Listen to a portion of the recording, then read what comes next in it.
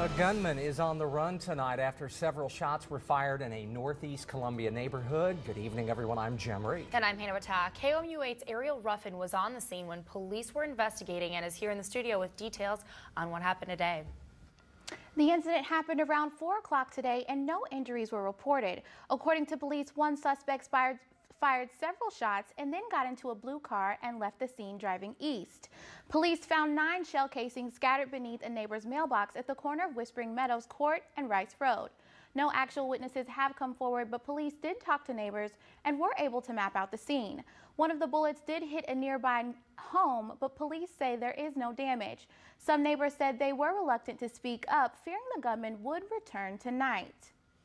A detailed description of the suspect or the vehicle has not been released. Police say they're still looking for the suspect and the investigation is still ongoing. This isn't the first time shots have been fired in that area. Back in 2013, Columbia police found 17-year-old Trayvon Marshall dead in McKee Park. This July, a jury found Nicholas Thomas guilty of first-degree murder and armed criminal action after 3 days of testimony in connection with Marshall's murder. In October, Joshua Murray was also sentenced to 10 years in jail for assault in connection to Marshall's murder. More crime news tonight. A Boone County National Bank was robbed shortly after 5 p.m. The bank is on Paris Road near the I-70 overpass. Police can't confirm any details but say the robber got away. This is not the first time the Paris Road branch has been hit. No one was hurt during today's robbery. Everyone did exactly what they were supposed to do.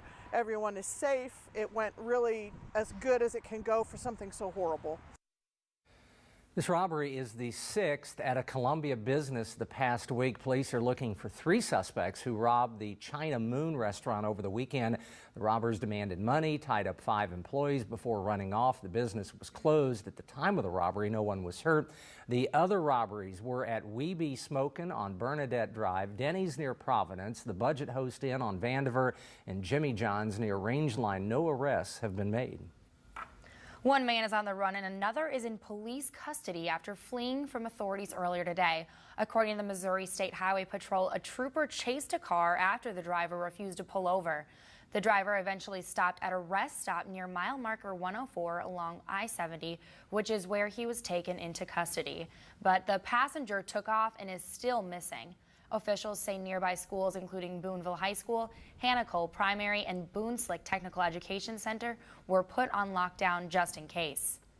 Well, we did not know if that person that fled on foot was actually armed or not, so in precautions, they closed some of the businesses and 3 area schools there just in case that person was armed. A search found that there is a federal marshal's warrant out for the arrest of the driver. Ranch says the Highway Patrol currently has a perimeter set up along with a helicopter and canine unit as they continue to search for the suspect. Tonight, the Columbia City Council is talking about tobacco use. The council considered a series of ordinances that would restrict the purchase age of all tobacco products, including e-cigs. KOMU-8's Jeffrey Melitzer is live at the City Council meeting to tell us more.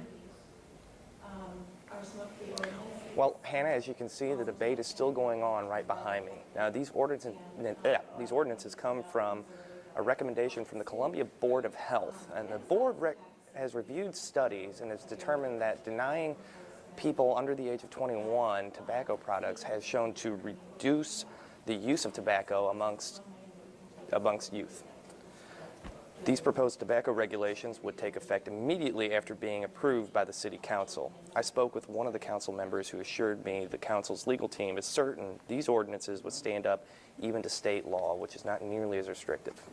She also says that it would still be possible for minors to get tobacco products, but by making it inconvenient, they would be less likely to start in the first place. You know, some people say, so if you ban it, you're going to have a black market. But what we've seen from research in cities who have implemented this, Needham, Massachusetts was the first place to adopt the policy, and they saw a 50% reduction in their youth smoking rates. Like if it was like, okay, we're going to ban cigarettes for kids under 21 statewide, that's one thing, because now, okay, we're talking about borders that are pretty big. You have to go a pretty long way, but here we're talking about a couple of 100 feet. And I'm worried that, like, oh, you've got these high and mighty plans that are going to do exactly nothing. Well, as you guys can see, the debate is still going on behind me. I do not know when it will be over, but I'll let you guys know as I find out more. Reporting live in Columbia, I'm Jeffrey Melitzer, KOMU 8 News. Thank you, Jeffrey. If you want health insurance coverage through the Affordable Care Act by January 1st, your deadline to select a plan is tonight. Today is also the deadline to make changes to your coverage if you are insured through healthcare.gov. KOMU News spoke to a healthcare navigator who says coverage is not optional anymore. If you do not seek some sort of plan, you will have to pay a fine. If you don't have health insurance or you don't have an exemption, you will pay a penalty. And the penalty will grow larger every year. Right now, this coming year, it's going to be 2% of household income or $325 a person, whichever is larger. Quarterman wanted to remind consumers if you miss today's deadline, you still can avoid those fees. February 15th is the last day to sign up for 2015 coverage, but you wouldn't be eligible, or you wouldn't be covered rather, until after January 1st.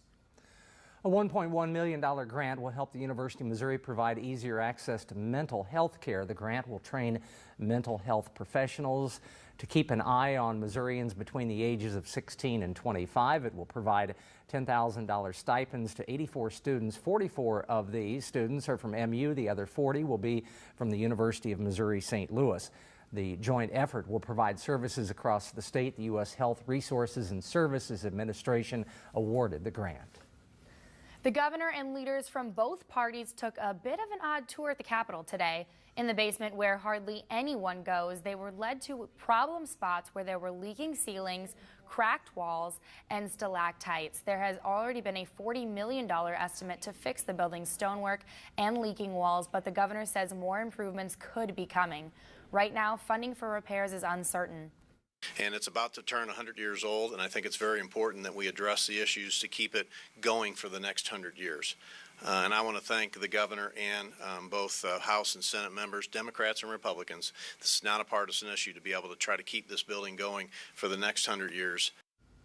A measure was passed last session so the General Assembly could take more money in bonds, which could help with the improvements. This is the one key issue both sides of the aisle will be pushing for when the legislative session starts January 7th.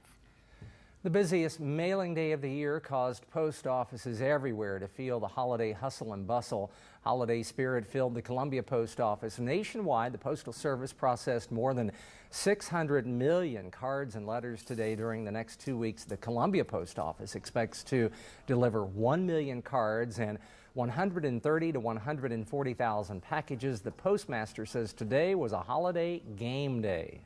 We're seeing an increase today. The lines have been nonstop. People out the door. We've been moving them through as quickly as I can. People trying to get their last cards and letters out into the mail and the packages to their loved ones, either if it's overseas or stateside. Post office says send packages no later than Saturday. For those last-minute shoppers, it does offer express shipping on Christmas Eve. It is pretty breezy out there tonight. Let's check in with weathercaster Sydney Jackson for a look at the forecast. Thanks, Hannah. Yeah, we definitely have a little bit of a breeze throughout central Missouri today that will continue on into tomorrow. Right now, looking around 18 miles an hour in Columbia. Taking a look at our current temperatures, we are starting to cool down a little bit right now. 41 in Columbia, 42 over in Mexico, and 43 down in Jefferson City. Overnight tonight, those breezy winds out there will continue. We are going to cool down a little bit with the low right around 33 degrees, and that cloud cover will continue. After the break, I'll have your 8-day forecast for you. Sydney, thanks. Troops take back control of a small Iraqi town that's coming up. And protesters in Venezuela take it to the streets in opposition to U.S. legislation. Those stories and more in tonight's Worldview Report in 8.5 minutes.